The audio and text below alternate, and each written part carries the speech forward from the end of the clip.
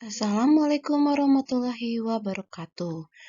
Materi kali ini adalah tema 2, subtema 2, pembelajaran 3.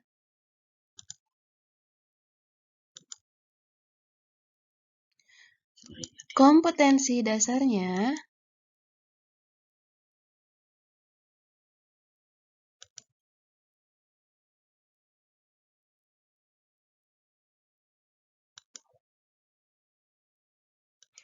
kegiatan pembelajarannya.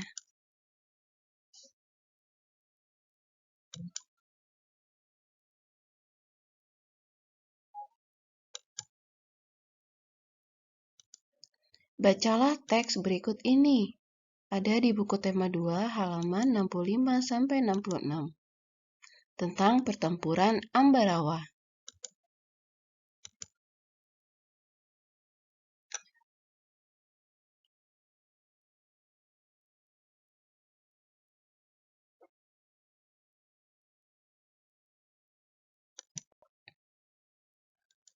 Peta pikiran berdasarkan teks tadi yaitu apa pertempuran tersebut, mengapa pertempuran itu terjadi, siapa yang memimpin pertempuran Ambarawa,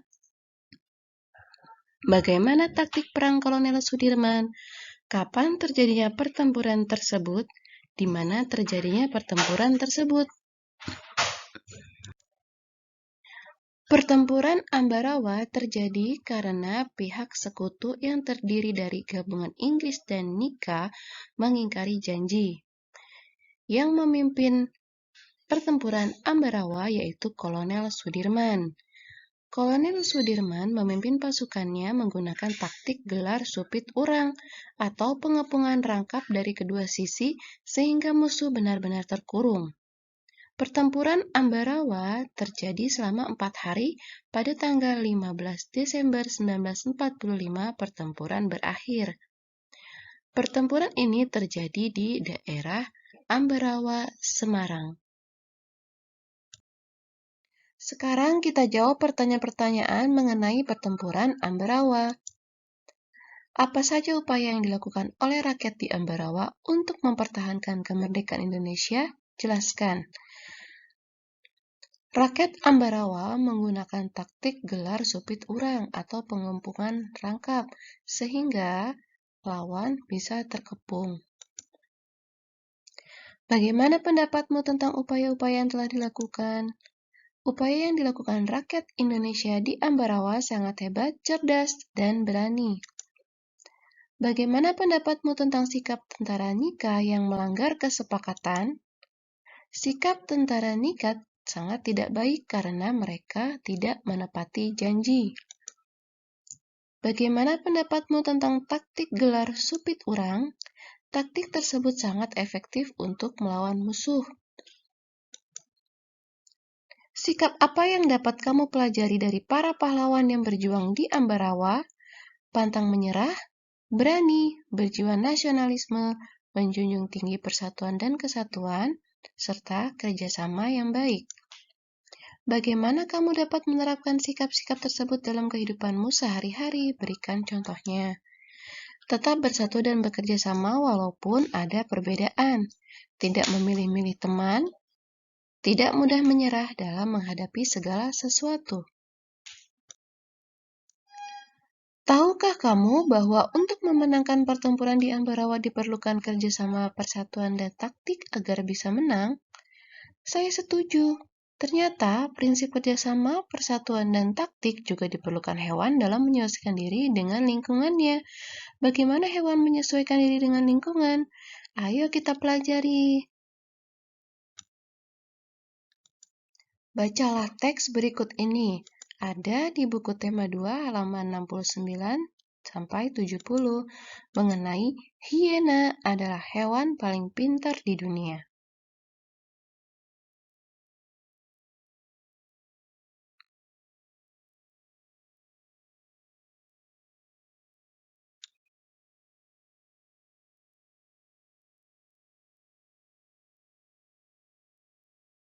Setelah kita membaca teks ini, kita jawab pertanyaan mengenai hiena yuk.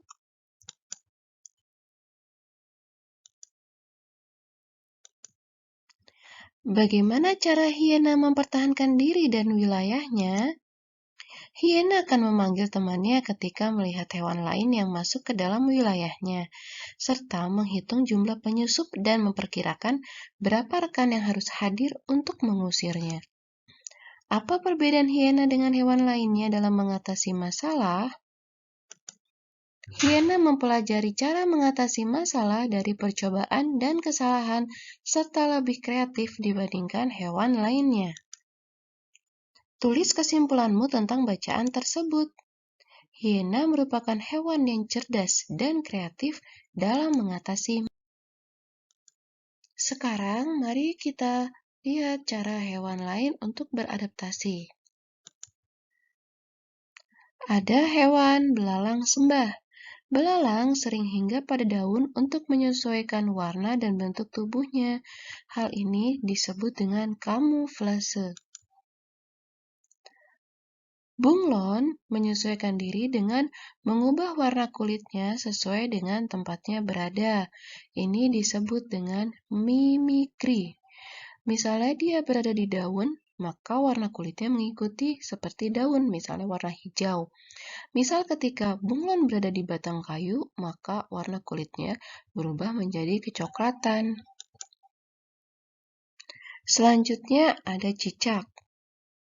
Untuk melindungi dirinya, cicak dan kadal dapat melepaskan ekornya. Cara ini disebut autotomi. Ini bisa dilakukan untuk mengecoh musuhnya. Selanjutnya, terenggiling. Terenggiling melakukan penyesuaian diri dengan menggulungkan tubuhnya membentuk spiral. Cara ini dilakukan untuk melindungi diri dari serangan musuh. Contoh hewan lain yang menggulungkan diri adalah lipan.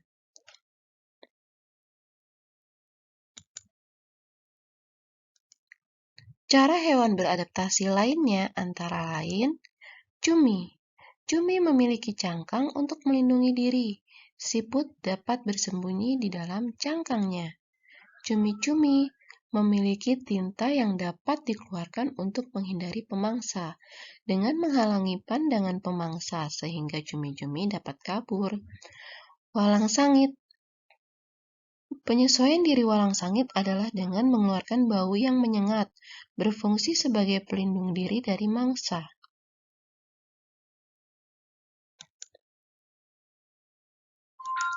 Kesimpulan cara hewan beradaptasi berdasarkan hewan-hewan yang sudah kita bahas tadi, antara lain belalang sembah berkamuflase, yaitu mencari lokasi tempat yang sesuai dengan warna tubuhnya. Bunglon dengan cara mimikri, yaitu mengubah warna kulitnya sesuai dengan tempat di mana dia berada. Cicak memutuskan ekornya untuk mengecoh musuh. Cumi-cumi mengeluarkan tinta sehingga musuhnya tidak bisa melihat kemana dia pergi. Walang sangit mengeluarkan bau, dan siput memiliki cangkang yang keras untuk melindungi dirinya dari musuh.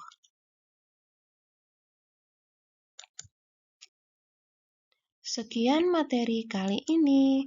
Wassalamualaikum warahmatullahi wabarakatuh.